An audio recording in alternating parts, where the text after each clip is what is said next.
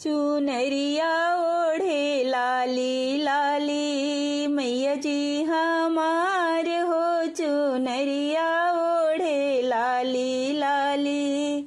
मैया जी हमार हो चुनरिया ओढ़े लाली लाली।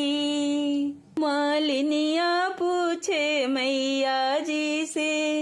मनवा की बात हो, मालिनिया पूछे मैया जी से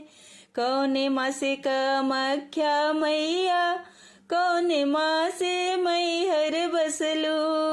कौने माँ से कामाख्या मैया, कौने माँ से मैहर बसलू, कौने माँ से बसलू मैया, कौने माँ से बसलू मैया, विंध्याचल पहाड़ हो, मालिनिया पूछे मैया जी से मनवा की बात हो, मालिनिया पूछे मैया जी से। सावन मासे कामाख्या मालिन, चैत मासे मैहर बसनी, सावन मासे कामाख्या मालिन, चैत मासे मैहर बसनी, विंध्याचल में बसनी मालिन, विंध्याचल में बसनी मालिन, चढ़ते कुआर हो, मालिनिया पूछे मैया जी से मनवा की बात हो, मालिनिया पूछे मैया जी से कौन रूप कैलू मैया, सृष्टि के रचनावा हो, कौन रूप कैलू मैया, सृष्टि के रचनावा हो, के करा के दिहलू मैया, तीसरा नयनावा हो, के करा के दिहलू मैया, तीसरा नयनावा हो, कौन पापी ना कैले, कौन पापी ना कैले, तोहरो पूजनवा हो, मालिनिया पूछे मैया जी से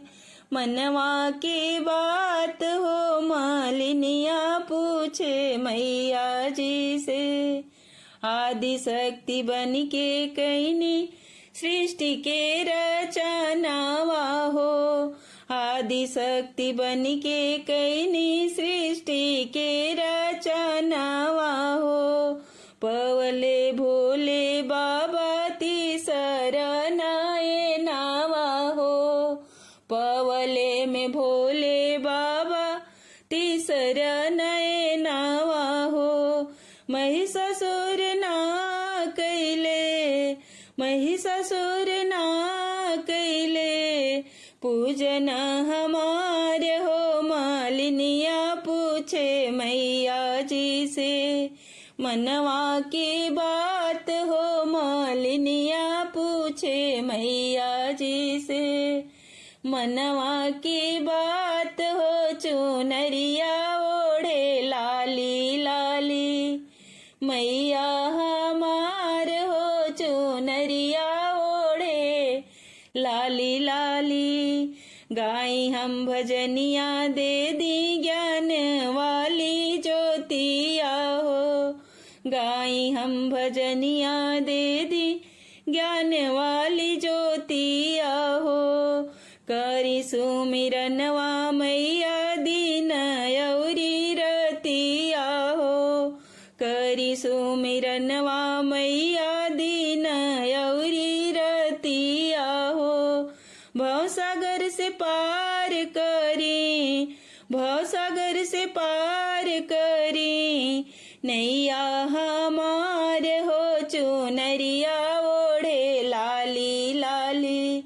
मैया हमार हो चुनरिया ओढ़े लाली लाली, मैया हमार हो चुनरिया ओढ़े लाली लाली। जय माता दी।